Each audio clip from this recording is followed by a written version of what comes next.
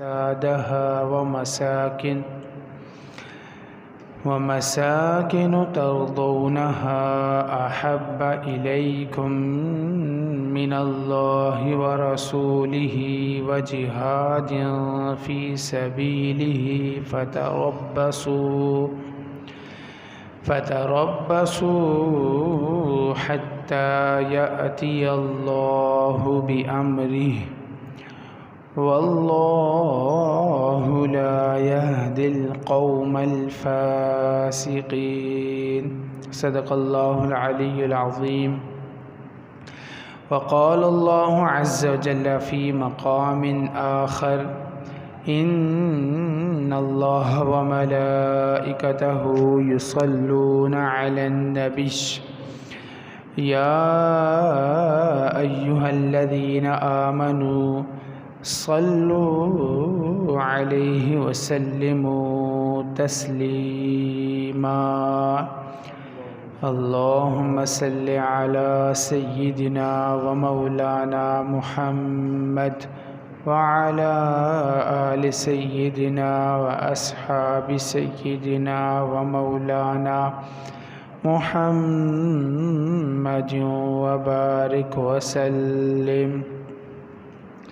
محمد سيد الكونين والثقلين والفريقين من عرب ومن عجم، هو الحبيب الذي ترجى شفاعته لكل هول من الأهوال مقتحم.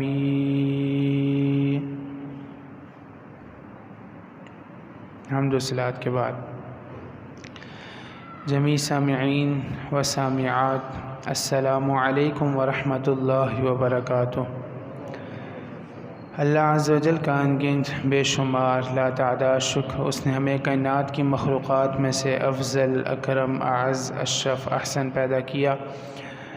مزید بارہ ہم پہ کرم کیا کہ آقا نامدار، آقا عرب و عجم، فخر آدم و بنی آدم، والی کون و مکان، شاہد ما طغی، صاحب علم نشرح، معصوم آمنہ، آقائی و مولائی و ملجائی و مأوائی، حضرت محمد مصطفیٰ مجتبیٰ مرتضیٰ صلی اللہ تعالی علیہ وآلہ وسلم کی امت میں سے پیدا فرمایا. مزید برآں ہم پہ کرم کیا کہ آج کے عظمت والے، برکت والے، رحمت والے دن میں یہ سعادت، یہ توفیق ہمارے مقدر میں کی کہ ہمیں اپنے گھر میں آنا نصیب فرمایا. اللہ کے حضور دعا ہے اللہ ہمارا مل بیٹھا اپنی برگاہ میں قبول و منظور فرمائے. جو کچھ صحیح بیان کیا جائے گا اس پر اللہ ہم ساروں کو عمل پیرا ہونے کی توفیق عطا فرمائے. گزشتہ جمعہ پر ذکر کیا جا رہا تھا کہ سب سے بڑھ کر جو ہماری محبت ہے وہ اللہ سے، اللہ کے رسول سے، اللہ کی راہ میں جہاد سے ہونی چاہیے. اور یہ قرآن اس چیز کی طرف ہماری رہنمائی فرماتا ہے کہ قرآن نے 8 چیزوں کو گنوا کر بتایا کہ ان چیزوں کی محبت، ماں باپ کی محبت، اولاد کی محبت، خاندان کنبے کی محبت، بیویوں کی محبت، مال کی محبت، تجارت کی محبت، گھر کی محبت، ان کی محبت سے بڑھ کر اللہ کے رسول سے محبت ہونی چاہیے. اور اگر ان چیزوں کی محبت اللہ کے رسول سے بڑھ کر نہیں، کم ہے، ایک طرف ان چیزوں کی محبت ہے اور ایک طرف اللہ کے رسول کی محبت ہے، ہم اگر ان کی محبت کو ترجیح دیتے ہیں تو رب کا فرمان ہے فتربصوا، انتظار کرو کہ اللہ کا وعدہ آنے والا ہے، اللہ کا عذاب آنے والا ہے. بتقاضۂ مومن ہونے کے تقاضے کے مطابق مومن ہونے کی حیثیت سے، مسلمان ہونے کی حیثیت سے ہمارے دل میں سب سے بڑھ کر جو محبت ہونی چاہیے اللہ کے رسول کی محبت ہونی چاہیے۔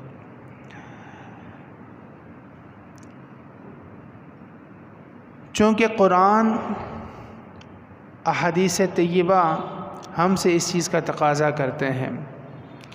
پھر ذکر کیا جا رہا تھا کہ محبت کیا ہوتی ہے، محبت کے اجزاء کیا ہیں۔ علامہ اقبال کی نظم سے محبت کے اجزاء کا تذکرہ کیا گیا تھا۔ اس کے بعد ذکر کیا گیا تھا کہ محبت کی طرف بلانے والی چیزیں کون سی ہیں، کون سی چیز آپ کو محبت کی طرف لے کر جاتی ہے، محبت کی طرف کھینچتی ہے۔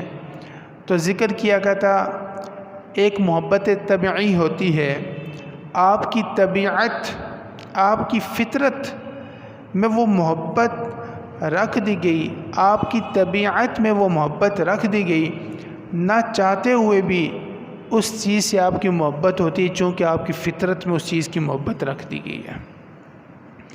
جیسے اولاد کی محبت انسان کی فطرت میں رکھ دی گئی ہے، نہ چاہتے ہوئے بھی انسان اپنی اولاد سے محبت کرتا ہے، اولاد جیسی بھی ہے، چاہے اولاد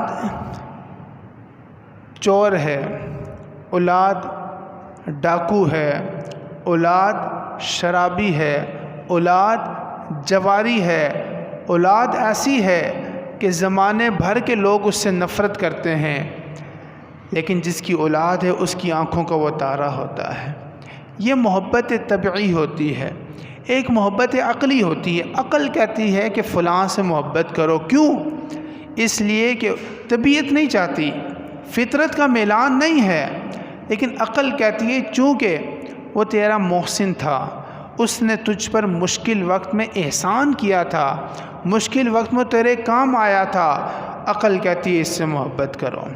یا عقل کہتی ہے کہ مستقبل میں یہ تیرے کام آ سکتا ہے، اس کے ساتھ بنا کے رکھ، اس کے ساتھ بگاڑنا نہیں، چونکہ یہ ایسا بندہ ہے کہ مستقبل میں یہ تیرے کام آ سکتا ہے۔ محبت عقلی کو اگر دیکھا جائے تب بھی سب سے بڑھ کر حضور کی ذات پاک وہ ذات ہے جو عقل کہتی ہے کہ ان سے محبت کی جائے۔ اگر مستقبل کی بات کی جائے تو سب سے مشکل ترین لمحہ ہماری زندگیوں میں جو آنے والا ہے وہ لمحہ ہماری موت کا لمحہ ہے، جب شیطان اپنی پوری تگ و دو کے ساتھ، اپنی پوری طاقت کے ساتھ کوشش کرے گا کہ ہم سے ہمارے ایمان کو چھین کے لے جائے، حتیٰ کہ یہاں تک آتا ہے ماں باپ کی صورت میں شیطان آ جاتا ہے، انسان کے پہلوؤں میں آ کر بیٹھ جاتے ہیں۔ کس کی صورت میں؟ ماں اور باپ کی صورت میں، چونکہ ماں اور باپ سے انسان کو بڑی محبت ہوتی ہے۔ کہتے کیا ہیں؟ کہتے یہ ہیں کہ تو یہودی ہو جا، کہ فلاں یہودی ہو کر مرا تھا آج بڑے مزے میں ہے۔ ایک کہتا ہے تو عیسائی ہو جا، فلاں عیسائی ہو کر مرا تھا بڑے مزے میں ہے۔ تو انسان اس وقت موت کا عالم ہوتا ہے، روح نکلنے والی ہوتی ہے، شیطان کی پوری کوشش ہوتی ہے، جو ایک چیز اس کے پاس موجود ہے ایمان، کسی طریقے سے اس ایمان کی طاقت کو بھی اپنے پاس لے لے، ایمان کو کھینچ لے۔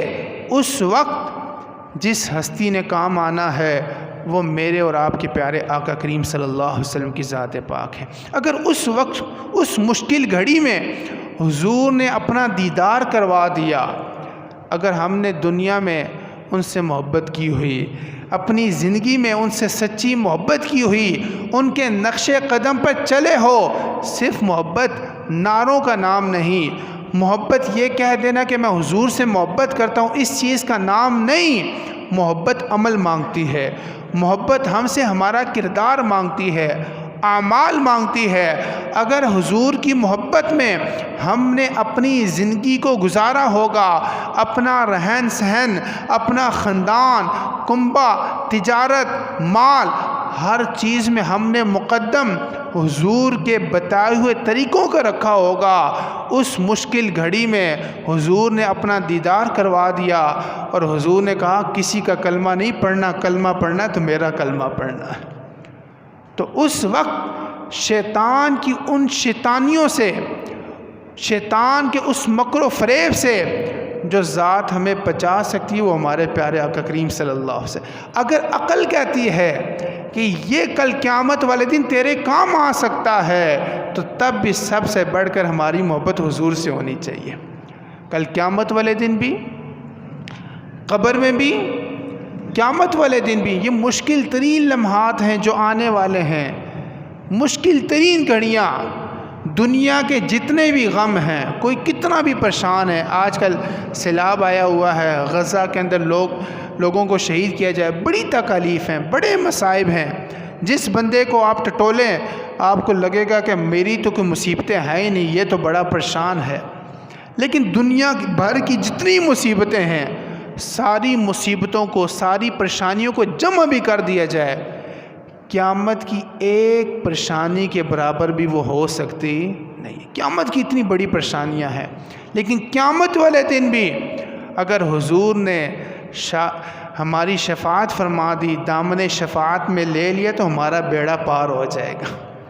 تو اس لیے اگر عقل کہتی ہے کہ فلاں سے محبت کرو کہ مستقبل میں کام آئے گا، تو تب بھی سب سے بڑھ کر ہماری محبت ہمارے پیارے آقا کریم صلی اللہ علیہ وسلم سے ہونی چاہیے۔ اور اگر محبت کا داعیہ، محبت کی طرف بلانے والی چیز حسن ہے، کوئی حسین ہے، اور یہ محبت کا بہت بڑا داعیہ ہے حسن۔ کچھ چیز آپ دیکھتے ہیں، کچھ بلی دیکھی خوبصورت ہے، وائٹ رنگ کی ہے، بالوں والی ہے، آپ کی اس سے محبت ہوتی ہے، محبت کا میلان، اس پر آپ کو پیار آتا ہے۔ یہ محبت کا بہت بڑا داعیہ ہے حسن۔ اگر حسن محبت کا داعیہ ہے، حسن کی طرف محبت لے جاتی ہے، انسان کا کھنچاؤ ہوتا ہے حسن کی طرف، تو تب بھی سب سے بڑھ کر ہماری محبت ہمارے حضور سے ہونی چاہیے۔ چونکہ کائنات میں، مخلوقات میں سب سے بڑھ کر اگر کوئی حسین ہے تو وہ ہمارے اور آپ کے پیارے آقا کریم صلی اللہ علیہ وسلم کی ذات پاک۔ یہ میں نہیں کہتا، قرآن ان کے حسن کی قسمیں اٹھاتا ہے، کہیں ان کے مکھڑے کی قسم اٹھاتا ہے، کہیں ان کے زلفوں کی قسم اٹھاتا ہے، کہیں قرآن حضور کے شہر کی قسم اٹھاتا ہے، کہیں قرآن حضور کے مبارک آنکھوں کی قسم اٹھاتا ہے۔ اور اگر حدیث طیبہ اٹھائیں، صحابہ کے اقوال کو اٹھائیں، تو صحابہ کے اقوال بھی اس چیز پہ دال ہیں کہ سب سے بڑھ کر حضور آقا کریم صلی اللہ علیہ وسلم کی ذات پاک تھی۔ اگر حضرت سیدنا جابر بن سمرہ رضی اللہ تعالی عنہ سے مروی ہے، سنن ترمذی کی روایت ہے، حضرت جابر رضی اللہ تعالی عنہ فرماتے ہیں، رأیت رسول اللہ صلی اللہ علیہ وسلم، میں نے آقا کو دیکھا۔ کب دیکھا؟ اس رات کو دیکھا جب چاند کی 14ویں تھی، چاند اپنی پوری آب و تاب کے ساتھ چمک رہا تھا۔ فجعلت انظر الى رسول اللہ والى القمر، کبھی میں چاند کو دیکھتا، کبھی حضور کے چہرے کو دیکھتا، پھر چاند کو دیکھتا، پھر حضور کے چہرے کو دیکھتا۔ وعلیہ حلۃ حمراء، حضور نے سرخ رنگ کا جوڑا پہنا ہوا تھا۔ فاذا هو عندي احسن من القمر، پھر میرے دل نے فیصلہ یہ کیا چاند کیا ہے، حضور کا حسن تو سب سے بڑھ کر ہے۔ حضرت جابر بن سمرہ نے کبھی قریب سے دیکھا جب سیدنا ابو ہریرہ رضی اللہ تعالی عنہ دیکھا، فرمایا کل قمری لیلۃ البدر، حضور کا حسن 14ویں رات کے چاند کی طرح تھا۔ لم ارا قبلہ ولا بعدہ مثلہ، حضور جیسا سونا اس آنکھ نہ کبھی پہلے دیکھا نہ کبھی بعد میں دیکھا۔ جب حضرت حسان نے حضور کے چہرے کو دیکھا، حضور کے حسن کو دیکھا، حضرت حسان بولے وَأَحْسَنُ مِنْكَ لَمْ تَرَ قَطُّ عَيْنِي، حضور آپ جیسا سونا اس آنکھ نے کبھی دیکھا ہی نہیں۔ وَأَجْمَلُ مِنْكَ لَمْ تَلِدِ النِّسَاءُ، دیکھتا تو تب نہ کسی ماں نے پیدا کیا ہوتا۔ وَأَجْمَلُ مِنْكَ لَمْ تَلِدِ النِّسَاءُ، آپ سے زیادہ حسین کسی ماں نے کبھی پیدا ہی نہیں کیا۔ اور حضرت حسان بن ثابت بولے خُلِقْتَ مُبَرَّأً مِّن كُلِّ عَيْبٍ، حضور آپ کو تو ہر عیب سے بری پیدا کیا گیا۔ كَأَنَّكَ قَدْ خُلِقْتَ كَمَا تَشَاءُ، گویا کہ لگتا ایسا ہے کہ آپ کو ایسے پیدا کیا گیا جیسے آپ خود چاہتے تھے۔ حضرت حسان بولے۔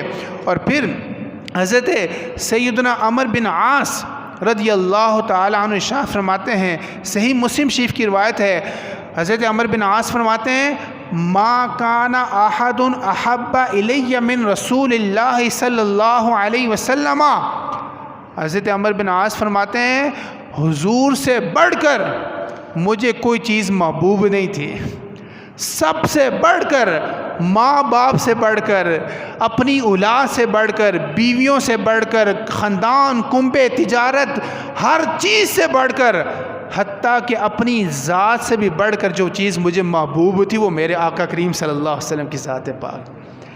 فرماتے ہیں ما کان احد، کوئی ایک بھی، حسر کے ساتھ فرمایا احب الی من رسول اللہ، حضور سے بڑھ کر کوئی مجھے محبوب نہیں تھا، ولا اجل فی عینی منہ، حضور سے بڑھ کر میری آنکھوں نے کسی حسین کو دیکھا ہی نہیں تھا۔ سب سے حسین، سب سے جمیل، سب سے خوبصورت، سب سے سونا کوئی تھا تو میرے پیارے آقا کریم صلی اللہ علیہ وسلم کی ذات پاک تھی۔ پھر فرماتے ہیں وما کنت، اور یہ جو حضور کو میں سونا کہہ رہا ہوں یہ میں نے آنکھ بھر کے دیکھا نہیں، وما کنت اطیق ان املا عینی منہ اجلال اللہ، حضور کے جلال اور حضور کے جمال کی وجہ سے میں طاقت نہیں رکھتا تھا کہ حضور کو آنکھ بھر کے دیکھ سکوں، آنکھ بھر کے دیکھا نہیں۔ تو یہ عالم ہے کہ حضور سے بڑھ کر مجھے کوئی محبوب نہیں، حضور سے بڑھ کر میں نے کسی کو حسین دیکھا نہیں۔ اور یہ کیفیت کب بیان کر رہے ہیں کہ میں نے آنکھ بھر کے حضور کو دیکھا نہیں۔ اور فرمایا وَلَوْ سُئِلْتُ ان آصفہ، اگر بعد میں کوئی آنے والا مجھ سے سوال کرے بتاؤ حضور کیسے تھے، حضور کی صفات کیسے تھی، حضور کا مبارک چہرہ کیسا تھا، ما اتقت لانی لم اکن املأ عینی منہ، تو میں یہ طاقت نہیں رکھتا کہ میں اس کے سامنے حضور کے صفات بیان کر سکوں، حضور کے شمائل بیان کر سکوں، حضور کا حسن بیان کر سکوں، کیونکہ کبھی میں نے جی بھر کے حضور کو دیکھا ہی نہیں ہے، کبھی میں نے پوری آنکھ کے ساتھ حضور کو دیکھے ہی نہیں۔ حضور کے چہرے پر اتنا جمال تھا، اتنا جلال تھا۔ اور پھر حضرت سیدنا کعب، ہر ایک نے حضور کو دیکھا تو حضور کی نرالی شان دیکھی۔ حضرت سیدنا کعب بن مالک رضی اللہ تعالیٰ عنہ فرماتے ہیں کان رسول اللہ صلی اللہ علیہ وسلم اذا سر استنار وجہہ، جب حضور مسکرایا کرتے تھے، جب حضور مسکرایا کرتے تھے، استنار وجہہ، حضور کے چہرہ پاک اس طرح منور ہو جاتا تھا، حضور کے چہرے پر اس طرح نور چھا جایا کرتا تھا، حتیٰ کأنہ قطعۃ قمر، جیسے کوئی چاند کا ٹکڑا ہو، جیسے چاند کے ٹکڑے میں نور ہوتا ہے۔ حضور جب مسکرایا کرتے تھے حضور کے مبارک چہرے پر اس طرح نور چھا جایا کرتا تھا۔ اور فرمایا وَكُنَّا نَعْرِفُ ذَلِكَ مِنْهُ، حضور کے مبارک چہرے کو دیکھ کر ہم پہچان لیا کرتے تھے کہ حضور کس کیفیت میں ہیں، حضور جلال میں ہیں یا حضور جمال میں ہیں۔ اور پھر حضرت سیدنا ہند بن ابی حالہ رضی اللہ تعالی عنہ وہ فرماتے ہیں حضور کی مبارک پیشانی، میں نے کہا نا کہ ہر صحابی نے نرالی شان حضور میں دیکھی۔ حضرت سیدنا ہند رضی اللہ تعالی عنہ نے حضور کی پیشانی کو دیکھا تو حضور کی پیشانی کی تعریف صفت بیان کرتے ہوئے فرماتے ہیں واسع الجبینی، کہ حضور کی مقدس پیشانی کشادہ اور چوڑی تھی۔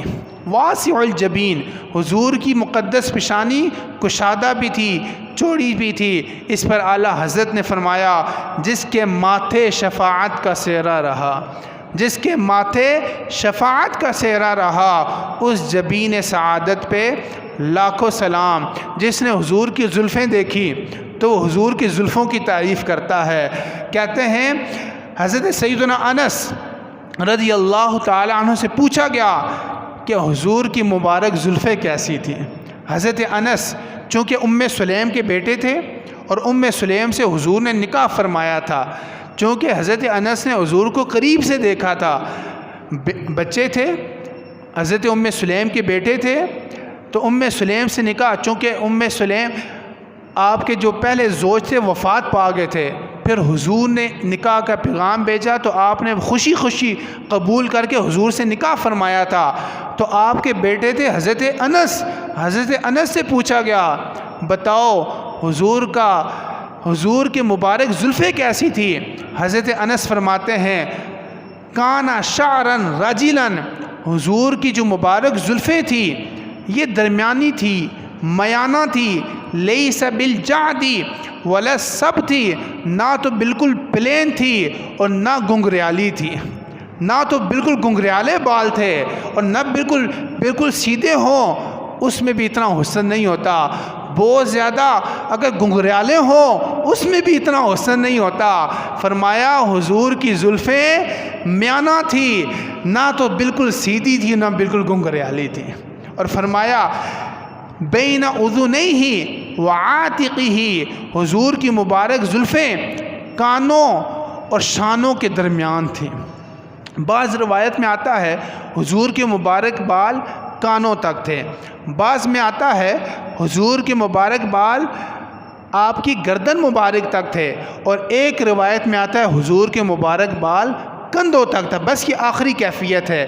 تو جس نے جس حالت میں جس زمانے میں دیکھا، جس نے حضور کے بال کانوں تک دیکھے اس نے کہا حضور کے بال کانوں تک تھے، جس نے حضور کے بال مبارک گردن تک دیکھے اس نے کہا کہ حضور کے مبارک بال گردن تک تھے، جس نے کندھوں تک دیکھا تو اس نے کہا حضور کے مبارک بال کندھوں تک تھے۔ تینوں سنت ہوگی۔ اب جو اپنی زلفیں کانوں تک رکھے وہ بھی حضور کی سنت، جو اپنے بال گردن تک رکھے وہ بھی حضور کی سنت، اور جو اپنے مبارک بال حضور کی سنت کو سمجھتے ہوئے اپنے کندھوں تک رکھے یہ بھی حضور کی سنت ہے۔ حضور کی سنت سے یہ بات ثابت ہے۔ اور پھر حضور کا مبارک ہاتھ وہ کیسا تھا؟ حضرت سیدنا انس جن کا ذکر پہلے فرمایا، حضرت سیدنا انس رضی اللہ تعالی عنہ ارشاد فرماتے ہیں ما مسست، تو جو فرمائیے گا حضور کا حسن کیسا تھا، ما مسست حریرن ولا دیباجن الین من کف النبی صلی اللہ علیہ وسلم، کوئی ریشم کوئی دیباج، یہ بھی ریشم کی ایک قسم تھی، بڑا اس ٹائم کا مہنگا ترین کپڑا ہوا کرتا تھا، بڑا نرم و نازک کپڑا ہوا کرتا تھا۔ حضرت انس فرماتے ہیں کوئی ریشم کوئی دیباج کوئی نرم کپڑا، حضور کے نرم ہاتھوں سے زیادہ کوئی چیز نرم نہیں تھی۔ حضور کے ہاتھ سب سے زیادہ نرم تھے۔ حضور کے نرم ہاتھوں کے مبارک کی کپڑا تو کوئی حیثیت ہی نہیں رکھتا تھا، حضور کے جو مبارک ہاتھ تھے وہ اتنے زیادہ نرم تھے۔ اور جب تاجدار گولڑا نے 14 صدیوں کے بعد حضور کا دیدار کیا تو تاجدار گولڑا بولتے ہیں مکھ چند بدر شاشانی، مکھ چند بدر شاشانی ہے، متھے چمکدی لاٹ نورانی ہے، کالی زلف تے اکھ مستانی، کالی زلف تے اکھ مستانی ہے، مخمور اکی ہن مد بڑیاں، لکھاں آئے نبی زمانے تے محبوب خدا جیا کوئی نہیں، لکھاں سونے بن بن بیندے نے اودی خاک پاک جیا کوئی نہیں۔ اور کسی شاعر نے کیا خوب کہا، خدا نے حسینہ جمیلہ دا منہ موڑ دیتا، محمد بڑھا کے قلم توڑ دیتا۔ اعلیٰ حضرت نے جب حضور کی شان بیان فرمائی، کہا بلبل نے گل ان کو کہا، بلبل کی جو محبت ہوتی ہے وہ گل پھول سے ہوتی ہے، اس کی محبت کی انتہا جا کر ختم ہو جاتی ہے کس پر؟ گل پر۔ بلبل نے جب حضور کو دیکھا نا تو چونکہ اس کو دنیا کی سب چیزوں سے زیادہ جو محبت ہے نا بلبل کو، وہ کس سے ہے؟ پھول سے۔ تو بلبل نے جب حضور کو دیکھا تو کیا کہا؟ حضور گل ہیں، حضور پھول ہیں۔ بلبل نے گل ان کو کہا، قمری نے سروے جاں فضا، حیرت نے جن جلا کر کہا یہ بھی نہیں وہ بھی نہیں، خورشید تھا کس زور پر، خورشید کہتے ہیں سورج کو، خورشید تھا کس زور پر، کیا بڑھ کے چمکا تھا قمر، بے پردہ جب وہ رخ ہوا۔ جب حضور بے پردہ ہوئے نا، حضور نے اپنے مبارک چہرے سے پردہ ہٹایا تو جس نے دیکھا تو خورشید کا حسن کیا ہے، چاند کا حسن کیا ہے، بے پردہ جب وہ رخ ہوا، یہ بھی نہیں وہ بھی نہیں۔ حضور کا حسن تو ایسا ہے، یہ تو حضور کے حسن کی بات ہے۔ اگر حضور کے مبارک پسینے کی بات کی جائے تو حضرت سیدنا انس ہی فرماتے ہیں، ما شممت عنبرا قط ولا مسکن ولا شیئا اطیب من روح رسول اللہ صلی اللہ علیہ وسلم۔ حضور کا حسن تو تھا ہی تھا، حضور کا پسینہ بھی لاجواب تھا۔ فرماتے ہیں کوئی عنبر، کوئی مسک، کوئی خوشبو، کوئی کستوری حضور کے پسینے کی خوشبو کے آگے کچھ بھی نہیں تھی۔ ایک طرف کستوری ہو، ایک طرف عنبر ہو، ایک طرف مسک ہو، اور ایک طرف حضور کا مبارک پسینہ ہو، حضور کے مبارک پسینے کی خوشبو ان سب سے زیادہ بڑھ کر تھی۔ بلکہ ایک روایت میں تو یہاں تک آتا ہے، حضرت انس بن مالک کی فرماتے ہیں، اذا مر فی طریق من طرق المدینہ تھی، جب حضور مدینہ کی گلیوں سے گزرا کرتے تھے، وجدوا منہ رائحۃ الطیب، ان مدینے کی گلیوں سے حضور کے مبارک پسینے کی خوشبو آیا کرتی تھی۔ وقالوا مر رسول اللہ صلی اللہ علیہ وسلم من هذا الطریق، اور صحابہ کہا کرتے تھے، اگر کوئی پوچھے نا حضور کدھر ہیں، کہا کرتے تھے بس اس گلی سے گزر جاؤ، آگے اس گلی سے چلے جانا، جہاں جہاں خوشبو آ رہی ہوگی سمجھ لینا حضور حضور یہاں سے گزر کے گئے۔ اور حضرت ام سلیم، حضرت انس کی والدہ، جب حضور آپ کے گھر تشریف لے کے جایا کرتے تھے، آپ کی بیوی تھی، تو حضور جب پیدل چل کے آپ کے گھر تشریف لے کے جاتے تو حضور کو حضور آقا کریم صلی اللہ علیہ وسلم کو پسینہ آیا ہوتا تو حضرت ام سلیم کیا کرتی، ایک کپڑے سے حضور کا پسینہ پونچھتی، نچوڑتی اور اس کو ایک شیشی میں ڈال دیتی۔ حضور آقا کریم صلی اللہ علیہ وسلم کی آنکھ مبارک کھل گئی، کہا ام سلیم کیا کر رہی ہو؟ عرض کرنے لگی، ھذا عرق کا، حضور یہ آپ کا پسینہ ہے، آپ کے پسینے کو میرے پاس موجود خوشبو کے اندر ملا رہی ہوں۔ جب آپ کا پسینہ اپنی خوشبو میں ملاتی ہوں تو وہ اتنی معطر ہو جاتی ہے کہ اس کے مقابلے کی پورے مدینے میں کوئی خوشبو ملتی نہیں۔ یہ حضور کے پسینے کی بات ہے، حضور کے مبارک مسکراہٹ کی کیا کہنے، حضور کے مبارک چہرے کے کیا کہنے۔ اگر حسن کی وجہ سے کسی کی تعریف کی جائے، کسی سے محبت کی جائے تو تب بھی سب سے بڑھ کر اگر کسی کی ہستی ہے تو میرے اور آپ کے پیارے آقا کریم صلی اللہ علیہ وسلم کی ہستی ہے۔ اس لیے سب سے بڑھ کر ہمیں آقا سے اپنے حبیب سے محبت کرنی چاہیے۔